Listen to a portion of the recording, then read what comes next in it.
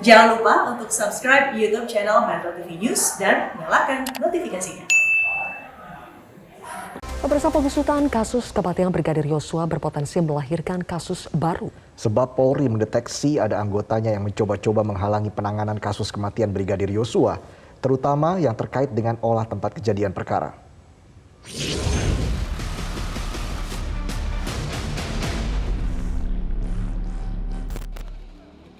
Barada Richard Eliezer telah ditetapkan sebagai tersangka atas kasus pembunuhan Brigadir Yosua.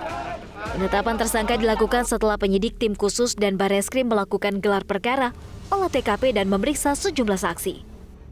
Direktur Tindak Pidana Umum Bareskrim Polri Brigjen Andirian menegaskan, Barada Eliezer dijerat dengan pasal 338 KUHP tentang pembunuhan, jungto pasal 55 dan 56 KUHP.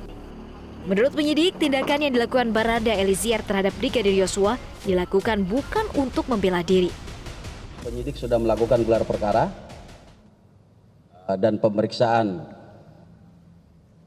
saksi juga sudah kita anggap cukup untuk menetapkan Barada E sebagai tersangka dengan sangkaan pasal 338 KUHP, contoh pasal 55 dan 56 KUHP. Pasal yang digunakan oleh polisi untuk penetapan tersangka Eliezer seolah memberikan sinyal bahwa Eliezer bukan pelaku tunggal. Ketua Indonesia Police Watch Sugeng Teguh Santoso mengatakan, penggunaan pasal 55 dan 56 dalam penetapan tersangka dinilai karena penyidik memiliki alat bukti yang cukup terkait adanya tersangka lain dalam kasus ini. Ketika penyidik menggunakan pasal 55 dan 56, itu artinya penyidik sudah harus siap bisa membuktikan adanya tersangka lain yang bersama-sama maupun yang membantu, ya, adanya tersangka lain. Oleh karena itu saya membaca bahwa penyidik memiliki alat bukti itu, ya, alat bukti itu apakah keterangan saksi, petunjuk ataupun keterangan ahli. Hingga saat ini polisi belum menjelaskan apa motif Barada Eliezer membunuh Yosua. Polisi menyebut saat ini pihaknya masih akan terus melakukan penyelidikan terkait kasus pembunuhan Brigadir Yosua. Dari Jakarta, Tim Liputan Metro TV.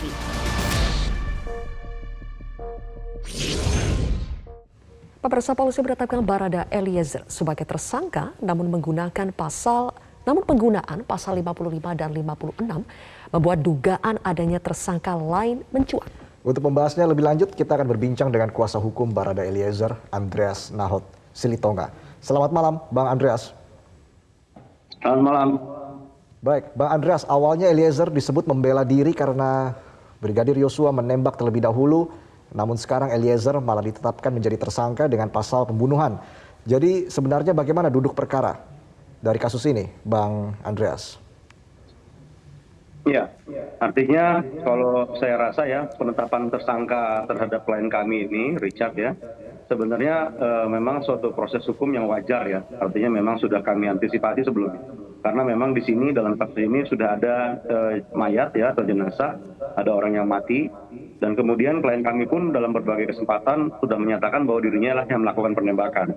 Nah, memang proses penetapan sebagai tersangka ini bukan akhir dari segala-galanya karena ini kan proses masih berlangsung ya.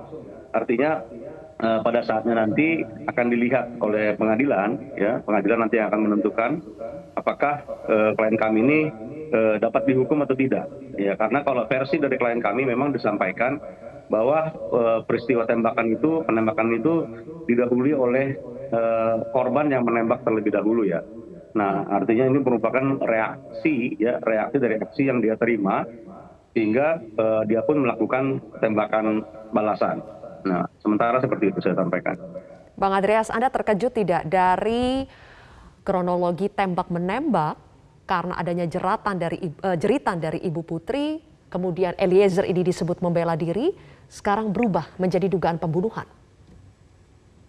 Ya, memang pasalnya itu kan ya memang dengan adanya orang yang mati seperti itu dan juga adanya pengakuan dari klien kami itu memang sudah terjadi pembunuhan ya. Cuman sekarang kan konteks pembunuhan itu sebagaimana dimaksud di pasal 338 itu tinggal dibuktikan nanti bisa dipidana atau enggak gitu.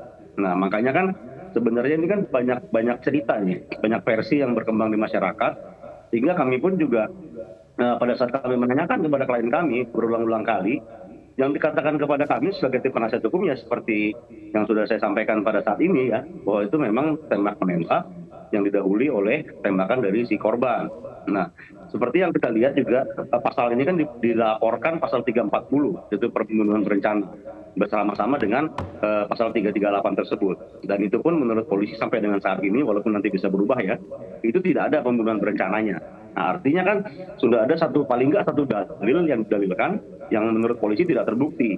Nah, kemudian disampaikan juga oleh tim penasihat hukum dari almarhum bahwa ini juga ada penyiksaan karena ada luka-luka yang aneh gitu loh. Nah, ternyata polisi tidak menggunakan pasal 351 karena 351 itu adalah penganiayaan ya. Nah, artinya kami sekarang tinggal fokus untuk melakukan pembelaan apakah berdasarkan fakta yang ada klien kami ini patut dihukum kalau misalnya dia melakukan pembelaan diri.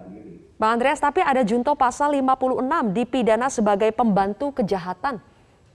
Apakah klien Anda ini bisa terima dengan pasal 56 diduga sebagai pembantu kejahatan?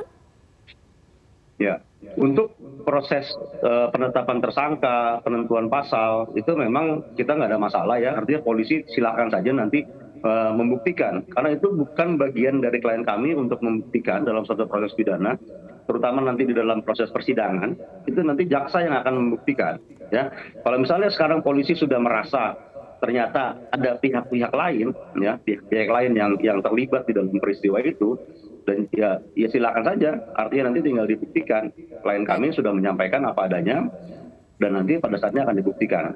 Nah, makanya fokus kami memang adalah melakukan pembelaan terhadap hak dari si klien kami ini, si Richard ini, ya. Baradae. Baik. Pembelaan terhadap haknya ya. Nah, berarti bukan terhadap perbuatannya. Kita lihat saja nanti perbuatannya itu seperti apa, nanti akan dilihat di mata hukum. Baik, Bang Andreas, satu hal yang ingin saya konfirmasi, polisi sempat menyebut Baradae adalah penembak jitu, namun temuan dari LPSK ternyata Baradae belum lama memegang senjata api. Baru memegang senjata api jenis Glock pada November 2021, begitu temuan dari LPSK. Seperti apa keterangan yang Anda dapatkan yang bisa dikonfirmasi terkait dengan hal ini? Ya, makanya ini kita juga harus clear nih, memegang senjata jenis Glock ya. Kalau jenis yang lainnya gimana? Nah, makanya ini kita jangan terlalu terburu-buru juga menyimpulkan. Ya, kemarin juga ada yang bilang sama saya, oh dia kan cuma supir, ya kan? Nah, cuman supir pun ya, dia adalah anggota BRIMOB juga. Artinya BRIMOB itu dia sudah 3 tahun sejak tahun 2019 ya, di mana seorang anggota BRIMOB itu sudah memiliki latihan seperti latihan perang ya.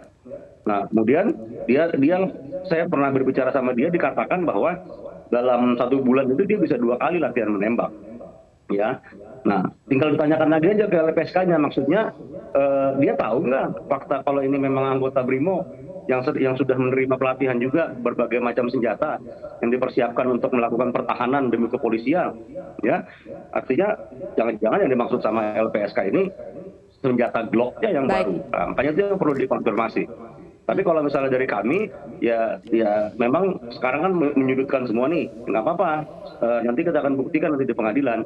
Karena kan dia latihan menembak juga kan bukan cuma sendiri, pasti ada orang yang tahu kalau dia ini latihan menembak, ada instrukturnya yang bisa nanti kita buktikan. Baik, Bang Andreas, spekulasi berkembang kalau Barada Eliezer ini dalam tanda kutip dikorbankan. Apakah Barada Eliezer juga merasa demikian sehingga akan mengajukan pra peradilan atau paling tidak akan menerima tawaran LPSK untuk menjadi justice kolaborator? Ya, kalau justice kolaborator ya sebenarnya kan klien kami kan sudah meminta perlindungan ya. Karena memang kaitannya dengan pemberitaan yang ada, memojokkan dia. Nah, tapi LPSK ini kan belum menentukan sikapnya, artinya seperti apa. Nah, sekarang berkembang di media, saya tahu mereka itu mau membuat sebuah perlindungan kalau misalnya menjadi justice kolaborator.